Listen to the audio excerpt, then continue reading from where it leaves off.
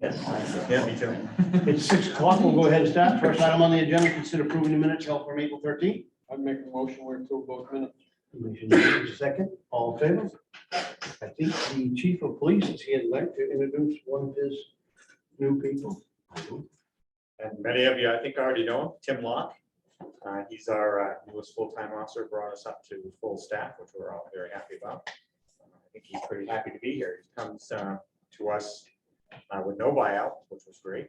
So he is a blue pin from the academy, so he doesn't have to go to the academy. So he is hit the road running. He was with us part-time anyway before. So he's here. His wife and child are out in the parking lot. If you happen to see them when he came in.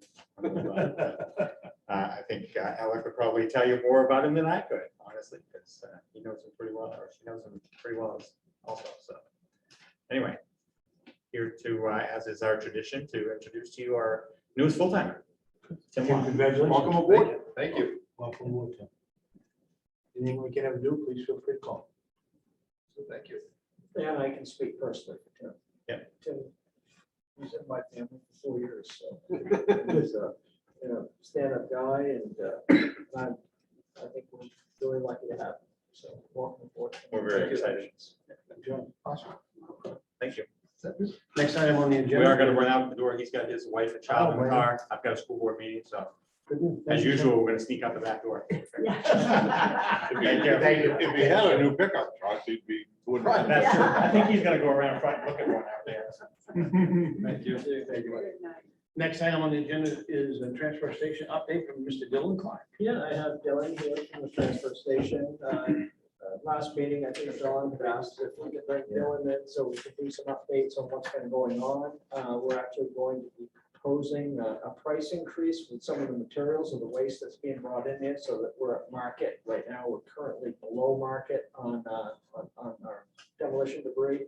And anytime you're below, especially as much as we're below, it entices people maybe from other towns to try to get their stuff in here. So having said that, I'd like to open it up for questions for Dylan. And Dylan, if you could just brief them on how things are going staff-wise, any issues are going on, talk about the pricing that we're experiencing right now with recyclables, and talk about the brush. Okay, so our staffing is actually doing really well. We have a really good crew up there. They're the sort of guys that I can just tell, go do this, they go and do it, and it's done and done right and done safely. I'm very impressed with the crew I have, especially our new employee, Christian. He's the sort of person that the second he's done doing something, he's looking to do something else. He's not sitting around twiddling his thumbs. He's actually a very good worker. And my older staff that's been there, they've really stepped up and doing a really good job up there. The place is extremely clean and everything seems to be done right in a timely manner. With our recycling rates have been up significantly the past few years. This year is the first time in my tenure that I've seen us anywhere near the state's goal of a 20% recycling rate. We hit 19.85. I was 3 tons away last year from being at a 20% recycling rate, which compared to the other transfer stations in the area is about double what they're doing. So I'm very happy with those numbers there. Our brush, it's been one of those things where it gets caught up and then 2 weeks later it's right full again. It's that time of year, brush comes in faster than I can take care of it. I have a recycling shredding event coming up next weekend, I think, yes, May 7th. And that's free to anybody that is willing to come to it from the town of Oakland. And then actually the recycling market right now is through the roof and it's phenomenal. Right now, corrugated cardboard is going for $184 a ton, which about 2 years ago was going for about $50 a ton. So that's quite a substantial increase. And then like mixed paper, 2 years ago, we were paying $59 a ton to get rid of. Currently, we're getting paid $58 a ton. That's a $99 increase. I'm very impressed with that at the current moment. Yes, Don. So basically, we're better off putting the paper in our recycling than we are shredding. Now, because it used to be because of the cost, we paid for them to dispose of it, but now we're getting paid. yes and no. The reason I was kind of behind doing the shredding event is I do have a lot of local residents asking for sensitive document shredding. They don't want to put it in the mixed paper as they're afraid of social security numbers, retirement numbers, things of that sort. That way it can just be shredded and they can see it happen. That's the main reason we're doing that. No, but that's great, but now I guess it would be just as effective to put the non-secure stuff in our bins. Oh, yes. Rather than having. I've been advocating for that for a year now. Okay. And then plastics are also very high right now. Number 2 plastics going for about $850 a ton, which in my tenure is almost double what we've been receiving. So I'm very happy with our current recycling market. You know, there's 2 ways of doing this. One is single stream recycling. We've all heard about that, where you bring all your recycling in, you dump it all together and pick it up. So, but we have to pay to get rid of that. We've always maintained the old fashioned way of doing it, separating the cardboard and plastics and the paper and stuff. Some years we get hit on low prices and bad markets, but when you take years like this, it makes up for bad years. I really think that this is the way to continue to do it. Just convincing people not to throw their cardboard on tipping pad and put it down the recycle bin. I can use last year's numbers as an example. Last year, just off from the pure revenue, the money we made from recycling, it was $13,000. But if you factor in the money we saved from not shipping it out through the waste stream, that was another $40,000. $53,000 is a sizable chunk of change in my budget. So I think that's really our proper way of doing it. So we're asking for the council to consider raising the rates for our for our landfill material. And you've got a sheet that Billy just passed to you. Commercial solid waste, the bulky waste, which is the construction demolition debris, the wet wood demo. That's everything that's going down in the back landfill. We were 85 a ton, weren't we, in 2017, and then it went up to 87. Is that what I saw? No, in the beginning of 2017, we were at, I believe, 75, not 85. Okay. And then we went up to 86 Okay. or 88. Can't remember off the top of my head right now. And this 105 is kind of an average. People bringing their bulky waste over to Pine Tree and Waterville, they're paying $125 a ton. Belgrade, I believe, what are they, 105? Belgrade is currently $60 a ton. $60 a ton. And then China is 200. When you run lower than places like Pine Tree, it entices people to bring their stuff here. You know, they'll find ways to get it at hours. So I think that we need to stay at market price for this stuff. Dylan's here to answer any questions for you. What's it cost you for tires? Tires are $4 a piece. That's what it cost us to get rid of them? Costs us $2 a piece. Okay. Depending on the size of tire. If you get to like a tractor trailer truck, it bumps up to 12. So we got a little bit in there to cover the handling and Yes, plus the cost to get rid of that's correct. it. I think that's good.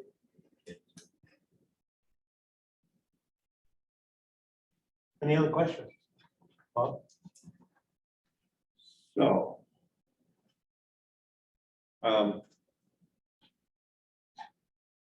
How are we doing at keeping stuff brought into the transfer station as being from Oakland residents?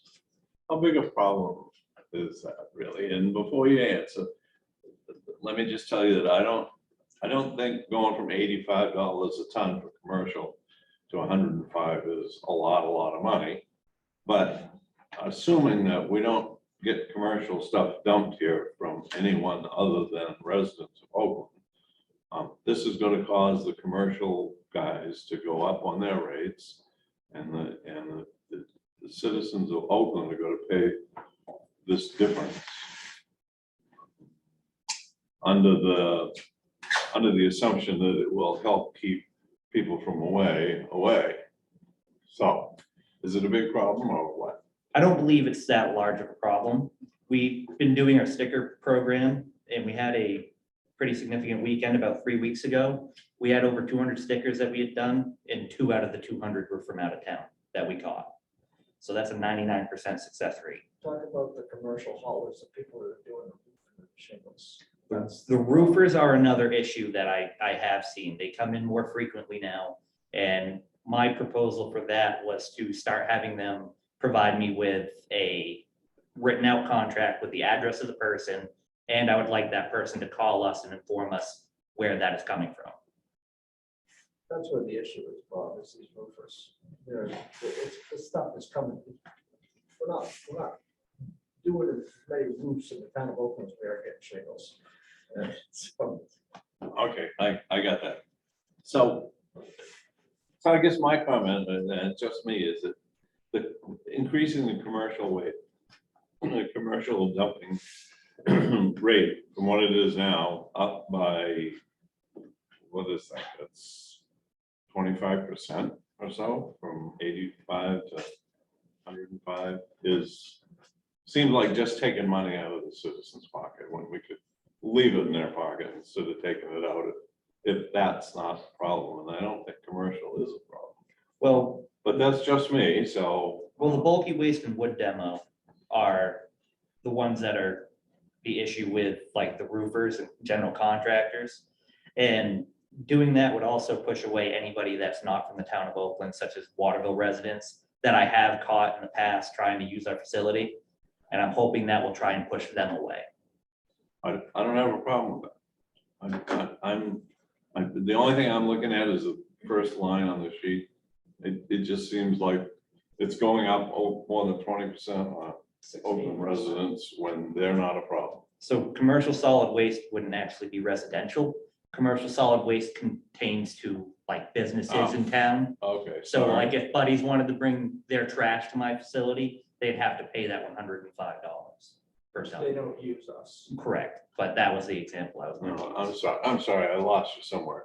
Commercial solid waste is MSW, municipal solid waste, it would be the trash and general the 2 debris. or 3 companies that we have in Oakland that actually have a license to pick up trash. That's not who we're talking about. That's not who we're talking about. No, this would be an actual business. So Okay, all right, if buddies wanted to use our facility, that's what that fee would be all right, I associated with. misunderstood. So Okay. it doesn't affect the commercial, what I call commercial. It wouldn't haulers affect like of Patriot Waste household Disposal trash. and, Okay. correct, it wouldn't affect them. It would affect people such as Buddies or Candy Hollow or Blake's or Gotcha. places such as that. Okay, I'm good, thank you. Okay, So the other term for commercial haulers, the people who haul for a living, yes. how many come to us? How many residents or how many No, haulers? How many haulers 3 confirmed. were they? That would be Patriot Waste, Nelson's Rubbish Removal, and Gregory's Waste Disposal. Now, do those operations only work in Oakland? Patriots and Nelson's, yes. Gregory Waste Disposal is anywhere that's willing to pay that I understand. So, But the material they bring is supposed to be from Oakland, and I have gone through their trash, and they have stayed on top of that very well. so they're only supposed to haul Oakland trash? Correct, to the Oakland transfer station, yes. And Gregory's is the one that was shut off for quite a few years and then Correct, worked his way back in. And yes. so he's being watched, I assume. About every 2 months, I'll go over and spread out the pile he unloads and go through it and make sure everything looks good, and they've been right on top of it. So I have no complaints on them yet. So those commercial haulers aren't gonna be, how much do they pay per ton? They don't pay per ton, they pay a $100 fee to use the facility per year, and then it's just like if you brought your own trash, it comes in for free after that. We talked about that. I'm not sure I completely agree with running it that way. David's been involved in the discussion too. There's different trains of thought on that, but I mean, they collect off from the resident and they don't have any cost to get rid of the trash. Like if you go to Norwich Walk in your commercial haul, you're gonna pay a tipping fee up there. They don't have to pay that. And I guess the other negative part would be they can put anything in their dumpsters and it goes into the general trash. Whereas when we have people going up there, they're supposed to separate it by metals, wood, and all those things, which is probably putting more trash in our general trash than we probably want to. So In- nothing to change tonight, but it's probably something we need to. In all actuality, usually the commercial haulers have cleaner trash than the residents. Really. Yes, which is kind of weird to say, clean trash, but it tends to be cleaner than what the residents do. If there's a reason, if there's a way to start the system, they're going to find it. Very often I find TVs and air conditioners in trash bags in the MSW, which is then an added fee that we were not reimbursed for. How do the big haulers, Casella, I think I don't know, there are 2 or 3 different companies that merged together or they bought them out. Where do they take their trash? Most of them go directly to the Northwalk. landfill in Northwalk. I think Casella owns that now, doesn't it? I'm not sure if it's Casella or if it's Waste Waste Management. management. Is it Waste Management? I think it's Waste Right now. Management. Okay, I know some big outfit bought it out. Any further questions? Dylan, thank you. All right. Can we, Do we want to vote You wanna on vote? accepting this new price schedule? I'd make a motion, we accept the new price schedule that's listed here. Second by David, all in favor? so we're gonna make note of that, make sure people know about that here. Sorry. That's Okay, I will put it up. good job. Thank you. Next item up is the second reading of subdivision ordinance. Thank you. And I have our code enforcement officer to answer any questions you may have on that. Has it changed since our first reading? I'd make a motion, we accept this second reading on the ordinance. Motion's made, second by Don, all in favor? Got out of that one, easy, didn't you, Bob? Perfect. Second read changes the shoreland zoning ordinance. I guess I got the same question. Any Any changes from when we looked at it last time? I'd make a motion, we accept that as a second reading. Second by Mr. Bowman, all in favor? We have a pavement award bid that we have to give. So it went out, we got our bids back. Same company, B&B Pavement, which is the same company that we used last year, came in at the lowest price at $303,354. I talked to Jeff about it today, and we are recommending we go with a low price. They did a great job last year, very happy with their performance. And It's good to see 4 bids come in. That seems like more than usual. well, yeah, it is cool. I'd make a motion, we accept the low bid. Second, but I have a question. Second and question to Paul. How does that compare with the per ton paving costs of last year? How much up? That's a good question. I don't have an answer for that. It's $93 a ton on shims. Hand place is $195. That's going to be on, actually I do. I think it was $78 a ton last year. And the hand placed $195 a ton. That is your sidewalk. Oops, excuse me. So it is up. And we currently are budgeting $300,000 for paving for next year. I talked to Jeff about that as well. And basically what that means is we may end up pulling the road if it comes in over the what we have budgeted. So we may not be paving exactly the same amount that what we propose. We might take a small road out of there. So this is only 3,000 over our estimate. It's of only what we wanted 3,000 to over. It might be fine. Stop 4 feet short. We might be fine, but we can talk about that today. Any other questions? Public comment. They complete all the tasks they were given last year. Did they leave anything on the table or did everything get done? And was it done in a timely fashion, not held for the last part of the year? Well, I mean, if it gets done, it might be just before it freezes up and the snow falls, but we get it done. I guess I would have to say that's a timely fashion because it was done last year. I made a motion, we accept this. Yeah. All in favor? Motion is made, second by Don, all in favor? Thank you. Next one, MRS discussion. NRC discussion. So we had a public meeting. I'm sure that some of you watched that. Bob, did you watch it? I did. Okay. So I just want to keep that fresh on everybody's mind, and as things progress, I don't know if you have anything you want to add on it. We had another meeting today and there was a lot of interest. So anybody that gets to be a bidder has to be vetted to make sure they know how to run it, they got the money and all that. So the last week of the month is going to be very busy for the committee to vet anybody that said they want to buy it. So, but there seems to be a lot of interest in buying the plant. So maybe, Bob, we're going to be saved from having to put up our money for it.